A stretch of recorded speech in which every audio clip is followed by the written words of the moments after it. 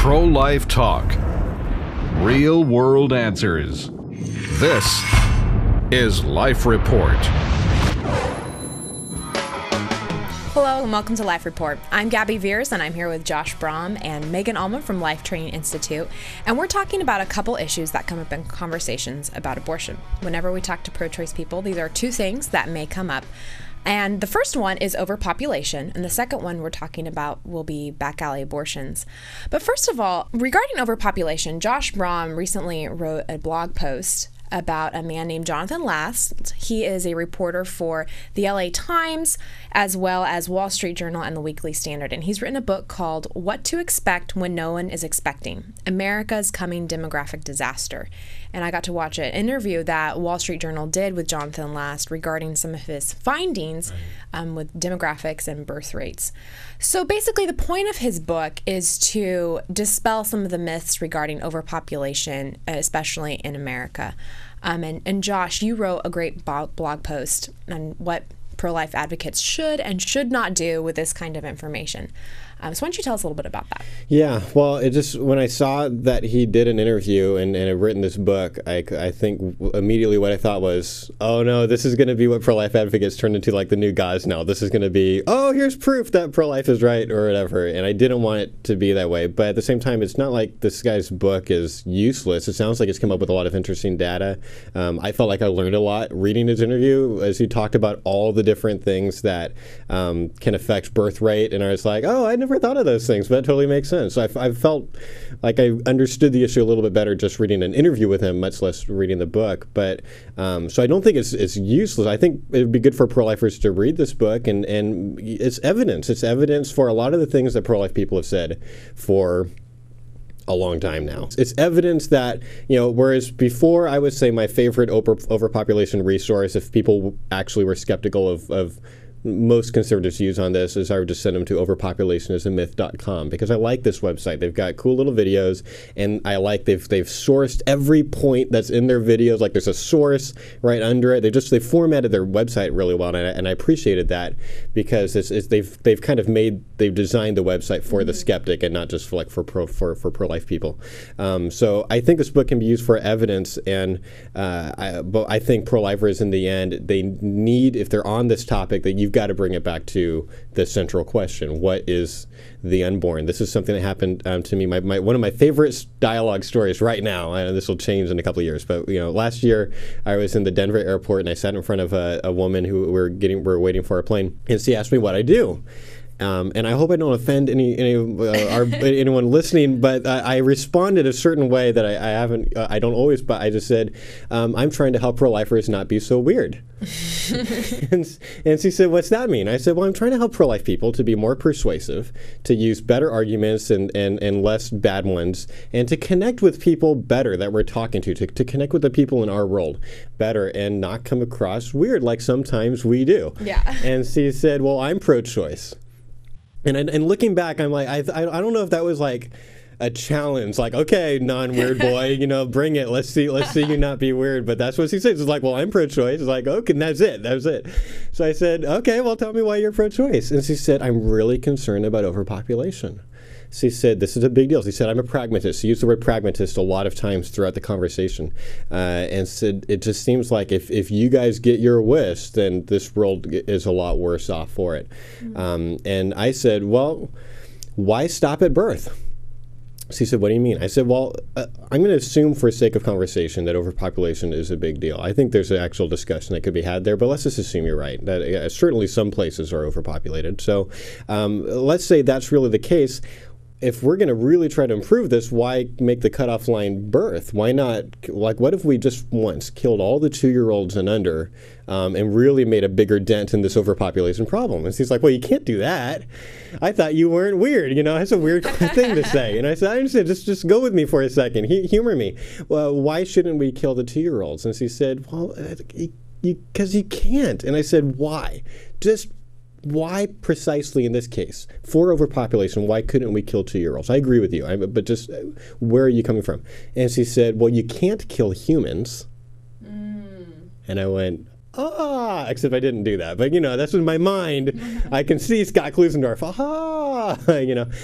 And I said, well, That's the issue, right? It seems like if the unborn are human, like the toddlers, then we can't kill the unborn for overpopulation either. And by the end of the conversation, she was like, "I can't believe you're so nice." Like, so we really built up this rapport, and she basically said she had no more reasons for being pro-choice. So, I think we can talk about overpopulation if you really want to, but in the end, I'm frankly way more interested in talking about abortion. Yeah, absolutely. Megan, what are some things that people should not do with information like this new book? Right. Well, just to take off a little bit of what you said, Josh, there really isn't anything wrong with making these types of secondary arguments, and secondary kind of being the key word, because here we have a case where public policy has certain consequences, and I think that's what last book is really pointing out, although not the only factor. That's right. An important point to remember, is that there's just more to it. For that reason, to remember that word secondary helps, because this can't just be the thing you come out of the gate with. I think this is not the argument, the go-to argument that you use when talking to pro-choice people. So that's something that pro-lifers shouldn't do. I think it puts us on not dangerous ground, because I think valid points can be made. And certainly if the conversation is about looking at long-term cultural study and what happens with this type of thing, awesome, go there. Right. But I think you're right on, Josh. You've got to bring it back to the humanity of the unborn. That's what it's about. I want to ask you, because I think you just said something so awesome, but I want you to expand on it a little bit. Is what you're trying to say is that if you hear other people talking about overpopulation, that doesn't mean you should go and try to juke that conversation into an abortion thing, like actually be willing to talk about it, because that's where it started? Is that what you're saying? Well, yeah, if you hear it come up, if it, just like your example in the Denver airport, that was the first thing out of her mouth. Right. So, and that is what we're about. We're having conversations with individuals. Right. And I'm certain that we always kind of come back to that. It's a matter of listening first and foremost, understanding someone's view and going with it. So should we be well versed in these types of things, in last research? Absolutely. I think we should be ready to be able to talk eloquently about it. Yep. But as far as what pro-lifers should not do, if asked, hey, why are you pro-life? I don't think this is where you go first. Right. So yes, exactly. Yeah, and I definitely think that sometimes it can be easy, if you're excited about new information like this, to get a little bit distracted by it and spend a lot of time talking about the issue of overpopulation instead of going to the issue of abortion. Josh, you said something great that I really liked in your blog post. Abortion is worse than declining birth rates because abortion kills living human beings. Yeah. Yeah, I would rather talk about that than overpopulation. It doesn't mean I'm gonna, like, if anyone comes up to me, it's like, hey, I'm curious about, I like what you've said about other stuff. What do you think about overpopulation? I'm willing to have that conversation. I'm not gonna be like, well, no, I'm never gonna talk about it.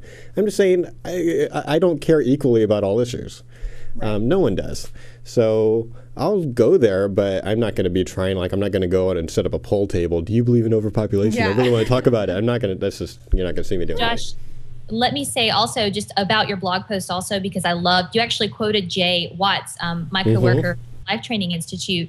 He actually says, I believe it was in one of his blog posts, there's a difference between what's wrong with abortion and why abortion is wrong. Yeah. So there's that distinction, and that's why that word secondary is so important. You know, we can talk a lot about these issues of, well, abortion causes these types of problems. Women's physical health is affected, their psychological health is affected, the population is affected, but that's not the heart of the issue. Yeah, in one sense, I mean, that's something that's really stuck out for me. It's like we've talked about faulty pro-life arguments for years, but in one sentence, Jay encapsulated all of that. Being able to determine, is this what you really want to be talking about? Would to say, look, there's a difference between what's wrong with abortion and why abortion's wrong. Abortion's wrong because it kills human beings.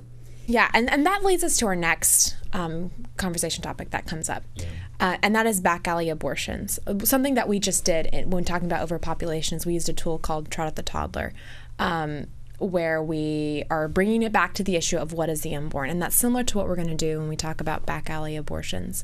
But I think there's something that we first have to address. Yeah. And that is agreeing with a person's concern. Megan, why don't you speak a little bit to the relational concern when someone brings up this issue?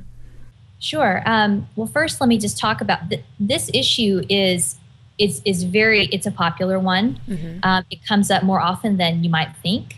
I think that on a public level, it is it's a powerful objection, because just this idea of women dying because of unsafe abortions or whatever reasons that may be given, it's gripping. People hear that and they connect with that. I think that if someone brings that up, you don't jump right into the argument. You stop and pause for a moment and recognize that there's very real concern because human life is at stake. And I'm sure we'll get back around to that in a minute. That's the key. Human life is at stake. Right. In fact, in Scott's book, The Case for Life, even just in the opening of the chapter on this particular issue, the subheading says, every death from abortion is a tragedy we mourn. Yeah.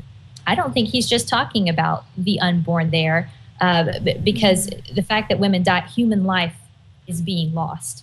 So I think that the first thing you do is show compassion, because most people's objection on this level is very emotional, and it is a powerful one. Yeah, and I think, and what I've been learning more and more from my friends at Justice for All is arguments like this where there's kind of this relational side and there's this intellectual side, and it doesn't mean you should never go to the intellectual side, but you really, I mean, you don't want to go directly to like, well, let's talk philosophically about whether it even matters if women, you don't want to do that. Yeah. No, like I would actually say err on the side of spending what you feel like is too much time on the relational side. Like, hang out there for a while, because a lot of times what we've been noticing is we train people, like especially when we're responding to rape, like we say, okay, there's this relational side, you've got to do this. Sometimes you shouldn't even do the intellectual, do the relational. What we find is the students do the relational thing, but it's like they're checking it off a list. It's like okay, they know that step one, and now we're ready for step two, and we're having to really reinforce with them. No.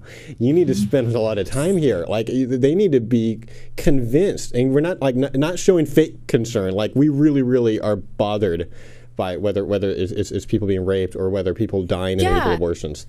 Yeah, and I think something that I even tell people when I train them to talk about the question of rape is I say, look, I'm not giving you these tools to show fake compassion. I'm giving you tools to express the compassion you should already be feeling. If you aren't feeling compassion, then you should go talk to your pastor or your priest about this. Right, and don't come out with us yet. You need to get your heart right. But I mean, for me, it's been really helpful because I feel like I've been able to convince people better now that I actually care about this, because I'll actually talk about Trinidad. I did a little speaking trip in Trinidad a couple of years ago, and Trinidad is off the coast of Colombia. It's the southernmost Caribbean island, and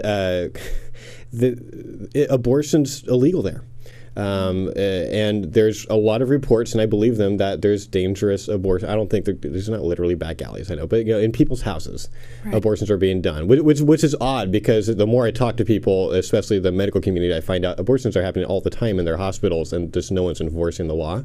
But yeah, I'm just like, I'm not arguing that this doesn't happen. I'm saying I drove through some of the poorest villages I've ever seen in my life, and there's people here that are doing this, and I'm really, really concerned about that, and I think that's really, really tragic. And so finding ways to communicate that, where you can show, like, this is genuine for you.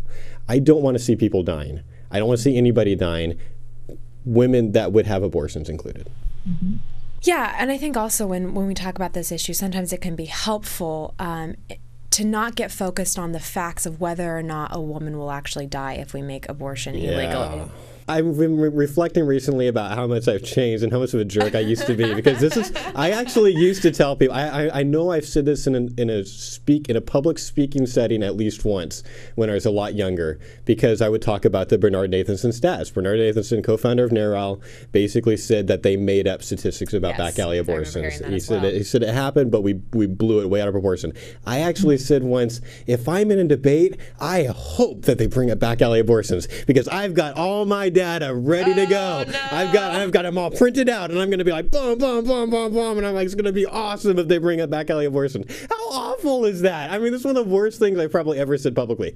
But I know I'm not the only one. I was affected by other people that, anyway. So don't be that person. Don't, I mean, it's helpful to know some of the history there, but I don't think I want the debate to be, will women actually die? I think I agree with Steve Wagner here. Let's just concede some people would die. How many? We have no idea. But let's instead of arguing about the stats, let's just concede, I think that'll probably happen, and that would be really, really tragic. And if I could just for just 1 second, Josh, it's good that you have the stats in your back pocket or in your mind, ready to pull from or to draw from if need be. But what Gabi said a minute ago is so important, that when you are talking to, again, an individual, this person in front of you, just as when you and I, Josh and Gabi, when we do presentations and we go into a room, I never go in without assuming that someone there has had an abortion. Right. So, the apologetics material that I'm going to deliver, I am now forced to deliver in light of, how am I going to tell this to someone who's been up close and personal with this type of thing? Yeah. Right. I think that helps in any of these scenarios. Assume that the person you're talking to knows someone who may have lost their life or been scarred physically or otherwise from an illegal abortion. Yeah. Maybe that's not, maybe it didn't really happen. Maybe they're just using the objection, but it helps as far as setting you up to have the right kind of approach. Right. How are you going to produce or to talk about those facts in light of now this? Yeah. How do you share them with someone who's been there? Yeah, absolutely. But I think sometimes the pro-choice person we're talking to is limiting the discussion to two different options. They think that either abortion is legal and the unborn dies, and maybe they don't think the unborn is has rights like you and I do, or they think that abortion is made illegal and then women are going to die. Megan, we talked about this earlier. Does that seem accurate to restrict the conversation to those two options? Well, I mean, no. Yeah. And we'll get into the moral reasons for that, I'm sure, in just a minute. But, there's a third option that's not even been brought up. What about giving birth? Yeah. What about carrying it to term and giving birth? And pregnancy being something that a woman's body is designed or at least equipped to handle. That's an option that's not even being discussed. I do think that it is a little bit demeaning if you think about it for just a second. The way the argument's being put forth is, if you make abortion illegal, women are going to be forced into these back alley abortions. I don't think that says a whole lot about women. I think that turns it into some kind of like a Pavlovian dog response that, now we must go and do this. That's certainly not a feminist viewpoint, not that I am a feminist in the modern sense. But if that's the feminist cry, is this particular objection, then that's not a very feminist view. Is that making a little bit of sense? In other words, women can think rationally. Yeah. We live in an age of information, of where they have abundant resources on medical treatments, what is available to them, what is safe and not safe. So many alternatives to seeking an abortion that are out there and, again, accessible. I don't think that they're forced to do that at all. And that third option, like I said a second ago, hasn't even been brought to the table. Just note the distinction you're making, because for some people it might think it sounds the same thing. What you're saying is that women aren't forced into this option. There's this third option where nobody dies, and it seems like if the unborn are human, that should be the direction that we would go. You're not, but in there, you're not implying that no women would choose that. You're just saying women aren't forced into that, and maybe all the information that we have now, all of the resources that we have now would make an impact, and maybe this wouldn't be, suddenly the year that abortion becomes illegal, suddenly, wow, we've lost half the women in our society because they've suddenly disappeared or something. Like, I don't see that probably happening. Women who would or may choose that type of option, they're choosing it with their eyes wide open. Yeah. And, the moral permissibility of that's a different conversation that we can have in a moment. But the forcefulness of it, that this is going to cause women to be forced into this option, I don't think that's true. And like Gabi said, we've been presented with this either or. Right. Either the unborn are going to die and abortion is legal, or women are going to die and abortion is illegal. Right. There's that third option where nobody dies. So that's what we could be talking about instead.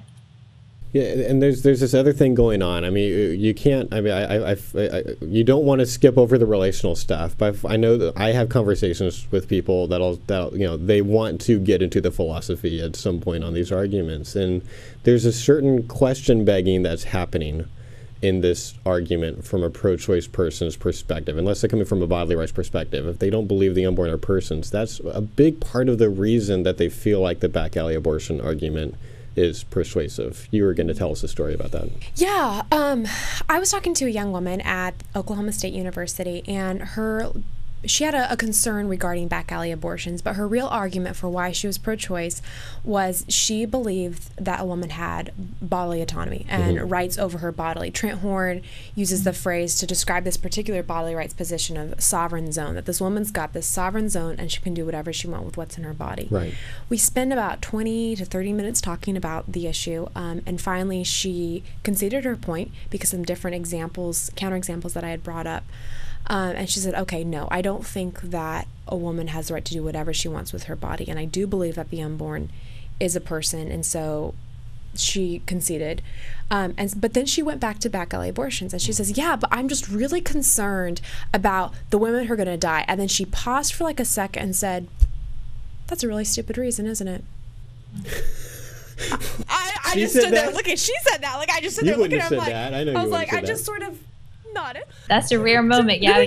Yeah. Did she expand on what did she mean? Well, I think because of the counterexamples that I had used about bodily rights and sovereign zone, I said, okay, well, if a woman can do whatever she wants with her body, can she do things like take thalidomide, which can cause a child to be born without arms and legs? Right. And then I used another example of, well, could she, if she can do whatever she wants with her body, could she slowly torture the fetus inside of her body? And she says, no, absolutely not. And I asked her the question, I says, well, are you familiar with abortion methods, surgical abortion, not necessarily the RU 486? And she says, yes, I am. And then this look of realization crossed her face, and she was like, no, a woman cannot do whatever she wants with what's in her body. Wow. And so then with the gravity of that conversation to then talk about back alley abortion, she's like, that's a dumb reason, because what we're talking about is a human life is being taken in abortion, the unborn. Wow, and I want to say, I think the method you used is something I think is something that my brother Tim has done a lot of work putting together, is connecting the sovereign zone arguments. And at some point, because I didn't used to do this, but he would say, okay, now after having talked about the thalidomide and these other counterexamples that we use, now connect that to abortion procedures. And have you seen what abortion is? Do you know what abortion does? And he's got some amazing stories of talking to people, and as soon as they go there and they connect that with the counterexamples about sovereign zone, they're like, oh, I had no idea. Yeah. And that can make a real difference. What if, so the 4 steps that we just outlined is the steps that Justice for All teaches. To recap, that would be build common ground by showing genuine concern for women dying. Instead of trying to prove the facts wrong, assume for the sake of argument that women would die. Show that women don't only have 2 options. There's a third option that's probably a lot better, and then kind of trot the toddler. Show we're not. And I don't usually trot out a literal toddler here. I just try to show them that this argument rests on whether the unborn is human or not, because we don't typically make things legal just to make it safer, even if it's harming other people. So when we were discussing, the 3 of us were discussing yesterday the idea of this show, there's this one extra thing that kind of happened spontaneously as we were talking about it that I wanted us to talk about for the last few minutes of the show. What if all of that, those 4 steps, doesn't work? What if they're just not convinced? It's not that they haven't moved on to another argument, but they're still there. You still have the chance to talk to them. What if all of this doesn't work? And I loved something that you said, Gabi, is instead of trying to come up with this formula for the next step, you said it depends on the person. Yeah. People aren't formulas. So where are they coming from? Are they really struggling with this, it's still this kind of emotional kind of concern about it would just be really, really, really awful if women died. Like, I liked the way you said it. You said labor with them. Yeah, about that. and laboring with them. And the whole point, when we talk about trot at the toddler, the whole point is to help the pro-choice person see that if the unborn is as human as a toddler or as anyone else outside the womb, then these other off-topic concerns like overpopulation or back alley abortions should not determine whether or not abortion is legal or illegal. And if they don't understand that point, that if the unborn is just as human as the toddler, they're not going to see your point of view, and they're not going to get on topic with you about the humanity of the unborn. So that's why we need to labor with them. Right. Until they can see that point. Yeah. But then there's some people that we talked about that are just guarding intellectual truth, right? There's the people that bite every bullet and they're not moving, and it doesn't really seem that genuine, and it's all about the intellectual intellectual debate. And so I want to say one thing that you could try with that person, but I'm going to say it with a warning. You shouldn't do this with everybody. And this should be probably your last resort, because it can come across very cocky. And like, I'm going to try to overwhelm you with how smart I am. And I no longer think we should be doing that. But that would be to gently make the claim, this is a true claim, that most, if not all of the really, the published pro-choice philosophers, they're not making this argument. There's a really good book called The Abortion Controversy that Frank Beckwith, Dr. Francis Beckwith, and Dr. Poyman edited together. It's basically a book of essays from different philosophers, but Beckwith and Poyman, a pro-life and a pro-choice philosopher, edited it together. And it was the first book that was done like that. And they wrote an introduction together before they got into the essays that they were publishing. And they spent some time in the very beginning of the book, like their second section is on bad reasoning from both sides and how we want to avoid that. And they wrote it together. And so they first talk about some bad reasoning from some bad pro-life arguments. And then they said there's also bad pro-choice arguments. And the very first one, they said, like, for example, this back alley abortion idea. They said it's clearly question begging. You're assuming what you should be trying to prove. And then they quote Marianne Warren, one of the biggest philosophers that have affected the debate on personhood, who said, look, if the murder is wrong regardless of the consequences, so just saying that these consequences would happen doesn't automatically make the case for you. So I would do it very carefully, but for some people, I absolutely would. I would gently say, I want to tell you, I know you're this is an issue for you, and it seems like none of my arguments are getting there. But I've been spending a lot of time recently reading these really interesting pro-choice philosophers that have a lot of great things to say. These are guys that have been thinking about abortion for longer than I have, in fact, and we should respect them, and I do respect them. I appreciate what they've contributed. And none of them are making this argument. And there's a reason why. The reason why all of them say the same thing is because it's assuming this central question. So what do you think about the humanity of the unborn? And try to go there. You can always leave a comment or a question on our show notes on our website. You can go to www.prolifepodcast.net/177. Scroll down to the bottom of the page. We would love to hear from you. And remember, you can have an impact in any conversation if you remember to ask questions, really listen to understand, and find common ground. That's our show, and go have a conversation. You've been watching Life Report, Pro-Life Talk, Real World Answers. Life Report is produced by Right to Life of Central California. Visit their website at fresnoprolife.org.